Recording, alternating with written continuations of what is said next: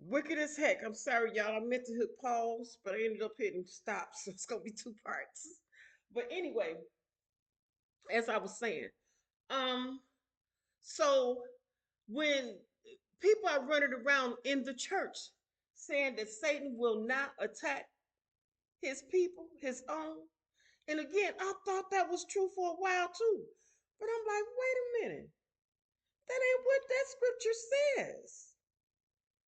Nowhere in the Bible does the Bible say that Satan will not attack his own. Satan don't play fair. That man do not play that man, that entity, that he could be whatever he want to be. But he's wicked. And you think he want to attack his own? Come on, y'all. Get an understanding. Get a true understanding. We're supposed to be better than our forefathers. Knowledge, knowledge and wisdom and understanding, it's coming in droves. If you want it, ask for it. He'll give it. We're supposed to build on what we already know and remove that which we find is a lie. Talk to the Lord. He will give you the understanding. And y'all, please stop using these same old messages. Y'all go to y'all little pastor site and y'all get preach the same sermon. God gives something new every week for the pastors and bishops and everything to preach. Stop using these old sermons. You understand what I'm saying? Now, y'all, that's all I had to say about that. About the whole thing about the whole the devil won't attack his own. The devil will kill his own. If y'all keep teaching that again, y'all gonna cause a lot of people to go to the devil thinking that, well, I could go over here and he ain't gonna do me wrong, even if I mess up. You over here working for the Lord, and you mess up with the Lord, he gonna chastise you. Baby, I'd rather be chastised by God than Satan any day. But y'all want to keep on playing and teaching nonsense without getting the correct understanding from the Father, from the Lord.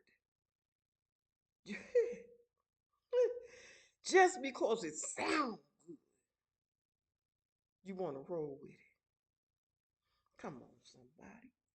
God operate on truth. He don't operate on lie. He don't operate on fiction. He operate on truth. He is the truth. He is literally the truth. And every time I turn around, I'm hearing lie after lie after lie. And it's being repeated over and over and over. And the church grabs it, grab hold to it, and welcome it in. A new one I just heard 2 Sundays ago in the church. Pastor gonna say the man was getting ready to go off a wilderness. I ain't never known nobody getting ready to go off a wilderness and know they was going into a wilderness. I ain't never known that. The scriptures don't tell you that. But that's some wise tale that the people done made up. Some lie the people done made up, and y'all take it and run with it. And he said, want somebody to walk with him through the wilderness. The wilderness is made for that person in. Uh, the wilderness is made for that person in the Lord to get to know one another, to teach that person how to depend on the Lord, no matter what. You don't walk through the wilderness with nobody praying for you and holding your hand, bringing you through. The only person holding your hand and bring you through is the Lord. Then I heard people say, I knew they was gonna say Moses. No, you cannot compare Moses. Moses went and got a whole people out of slavery. An entire people. They were not supposed to end up in the wilderness. But because they complained and murmured, they didn't know they was. They was like, "How you gonna bring us out here? I'd rather be back there." So, do that tell you they knew they was going to go off into the wilderness? No, it tells you just the opposite. And then when they ended up in the wilderness, they weren't supposed to be in the wilderness. But because they complained and murmured so much, the Lord kept them out there until He could teach them something. They need to understand gratefulness, gratitude. They needed to get some understanding about some things. They were supposed to leave Egypt and go straight into the land of milk and honey. But because of their murmuring and complaining, they got caught up for 40 long years. And then ended up Moses couldn't even walk off into the promised land because he messed up and because of their murmuring and complaining. He messed up and hit the rock when the Lord told him to rub the rock. He couldn't even end up. He didn't even get a chance to walk off into the promised land. And then, now I'm done with that. Please get an understanding. Now, come back with me. So let's circle back around to verse 27. And if I be Beelzebub, no, and if I by Beelzebub cast out devils, by whom do your children cast them out? Therefore they shall be your judges. I made this video a while ago, and I still make it periodically when the Lord put it on my heart. I seen that verse, but I never really grabbed hold to it like He just gave it to me. Now, the children will be your judges. People say the kids is bad. No, they're not bad. They're not. Mm-mm. People say, well, God said it's going to be an untoward generation. Well, yeah, He did. He knew why. But do you understand why? Because He knew that it was going to come a day where people were going to not love the children and don't realize that they're not loving the children. See, in most houses, rich, poor, and other, it's well over 50% of the whole country, probably the whole world, where the dads are not in the home. But I know in America it's well over 50% where the dads are not in the home, especially in the poor neighborhoods. And it's just the mom. Now, dads were supposed to provide. Moms is supposed to nurture. However, today, because over 50% of the households don't have dad, mom have to go and work too. And then because even the houses with the dad in it, the mom and the dad there, mom decides she wants to work because people have gotten to the point where they gotta have the best of the best. So again, in that situation, they by choice choosing to not love the children as they're supposed to. Let me explain. Now, the first part, the moms having to be mom and dad. Well, mom working anywhere from 8 to 12 hours a day. When she come home, she gotta cook, she gotta clean. Most time, cooking consists of putting something in the microwave. I'm from old school. Let me tell you something. Microwave is okay, but let me tell you, baby, when God called me from work years ago when my kids were still little, and He taught me how to cook. See, I always thought I could cook, but then when the Lord was breaking me down, He was getting me to understand who I was and what I was. He was breaking me down. And I thought I could cook, but baby, He got me to the point where it's like, Lord, I can't really cook. I got 6 kids and I really can't cook. Cry like a baby. The Lord got me this cookbook.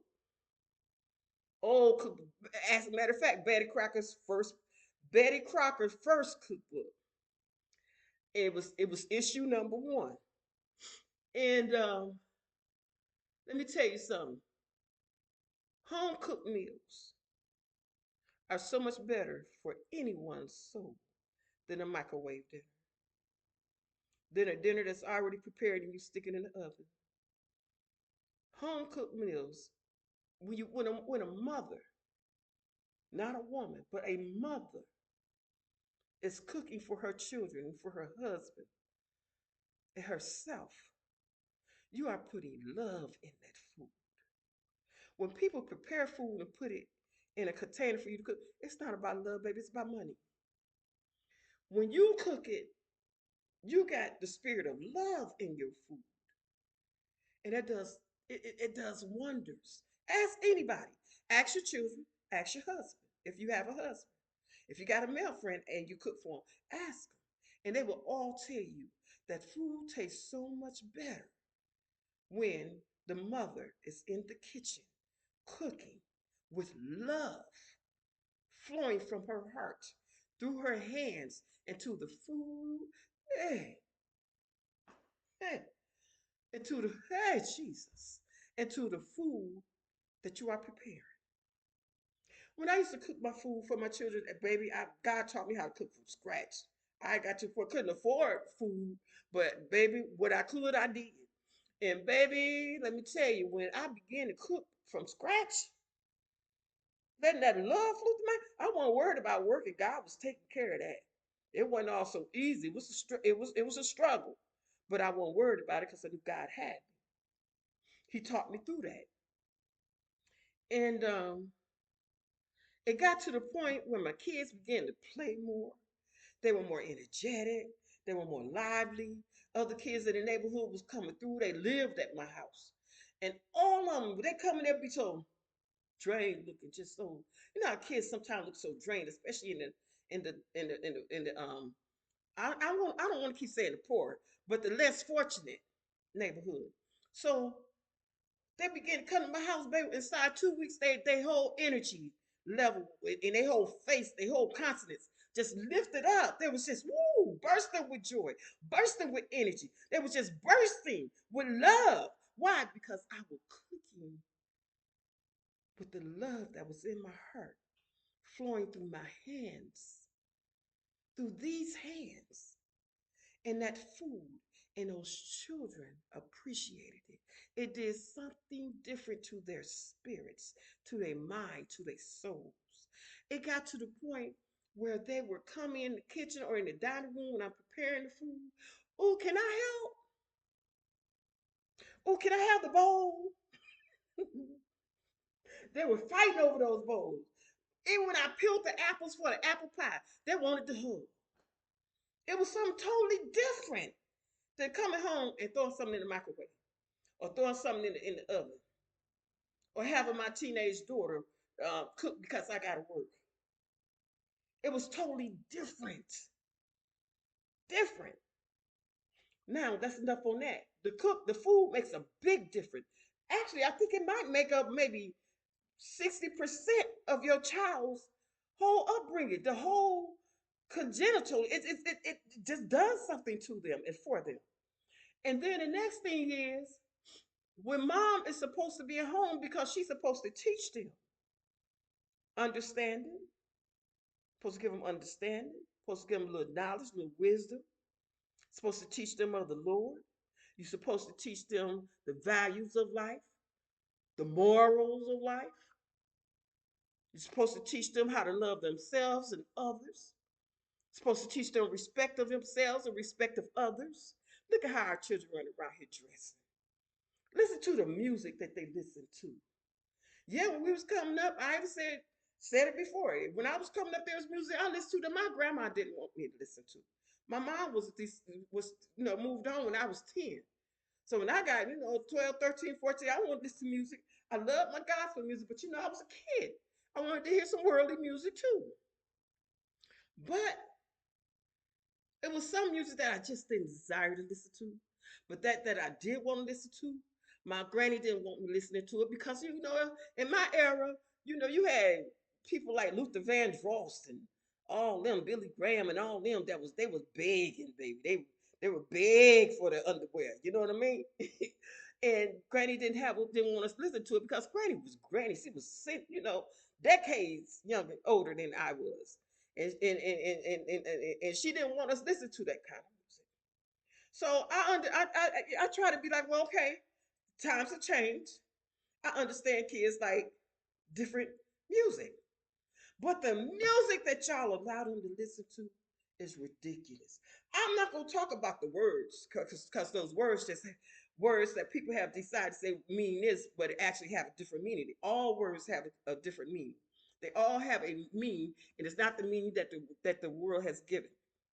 Now, I'm not even going to speak about those words, but what I am going to speak on is the context that is being used in. These rap songs are talking about killing, stealing, talking about calling the women dogs and got the women all dressed looking like they don't care about their own self or respect themselves, and the guys running around with drugs in their hands and guns in their hands, and they got videos where they shooting up this or shooting up that, and they talking about slap your mama.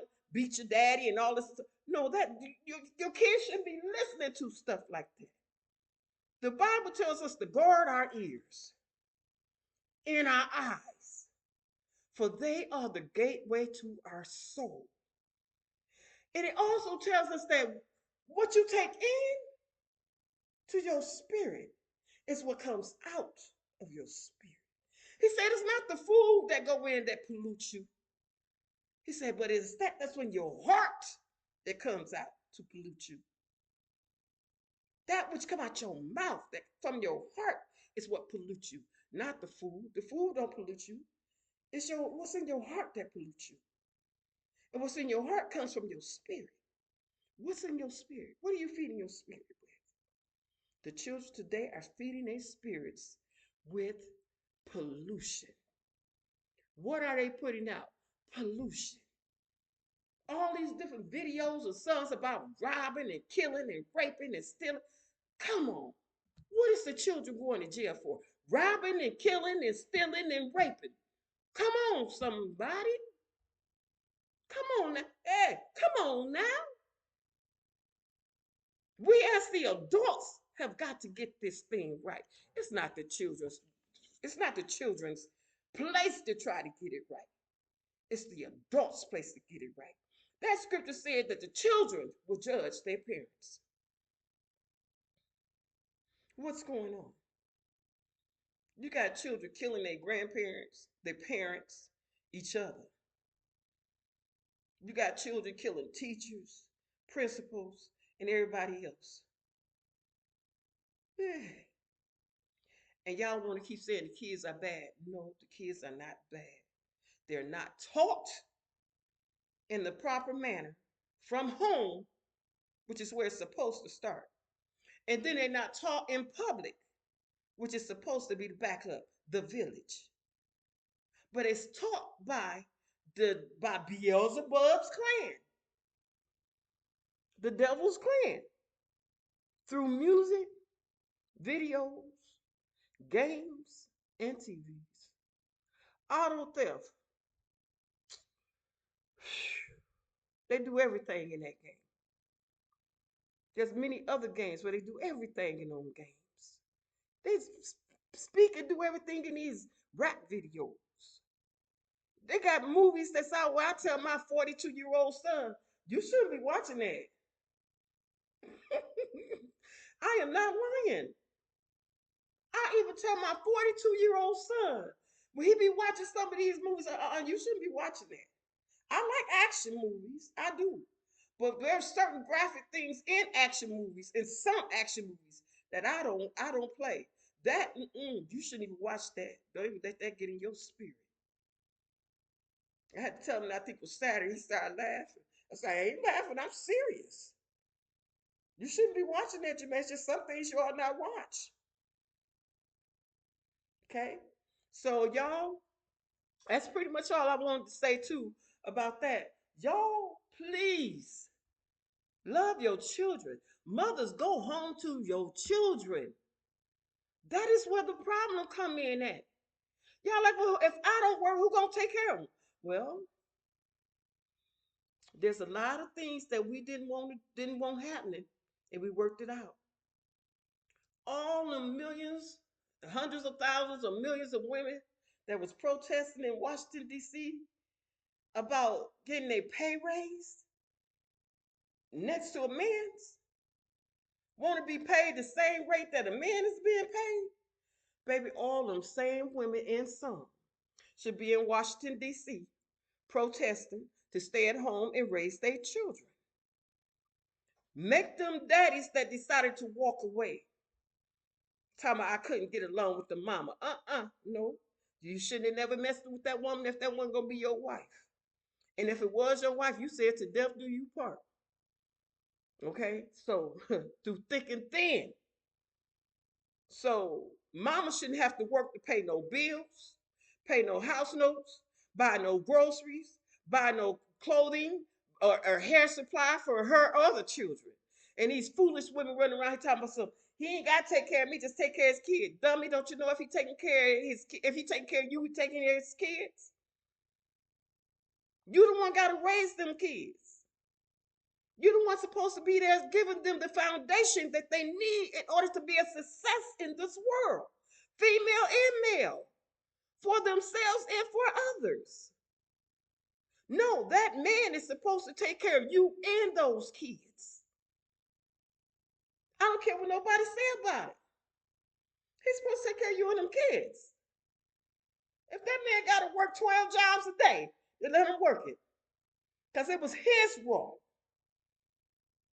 He the head of the family. And if you got 3, 4, 5 dads, and all 3, 4, 5 dads is supposed to make sure that you're at home to raise them kids, to give them the knowledge, the understanding, and the wisdom that they need to be successful in this world, for self and for others. Dad is supposed to be raising, is providing for mama as well as the children. You go out there protesting for, hey, hmm. You go out there protesting for everything else. Protest and stay at home and raise your children and teach your children how to be children and to grow up to be young men and young women. Teach them to love themselves as well as others. Teach them to give understanding to themselves as well as others. Teach them to forgive others as they forgive themselves. That is a 24/7, that is a 24-hour, 7 day a week job. Every week, every month, every year, until they become a certain age. And I would say by the time they get about 15, 16, from birth to 15, 16. And then you have to test and make sure they know how to do what they're supposed to do before you decide to go back to work, mother. If you're not ready to stay at home with the children, don't have any. Don't have any. Because today you having kids, you're just throwing them into the system. Because the devil, through our government, has fooled you mothers into going to work. And I used to be one too. The devil, through this government system, has fooled the mothers to go to work and the dads to not care and to neglect their family, just so that the devil can have them through the system. If you love your children, eh, mm, you love your children, mothers, stay home and take care of them. Teach them, nurture them in the way that they're supposed to be taught and nurtured. Now, with that, y'all, I'm finna go ahead and find me something to eat. I am famished. I love y'all with the love of God. And I pray to God that y'all get something out of these videos that I be posting. Because I'm only telling y'all the truth. Y'all stop and pay attention to what y'all listening to. Stop and pay attention to what you're listening to. And mothers, go home and raise your children. Please. Now, to God be all the glory. And until next time, peace, stay blessed, and I love you.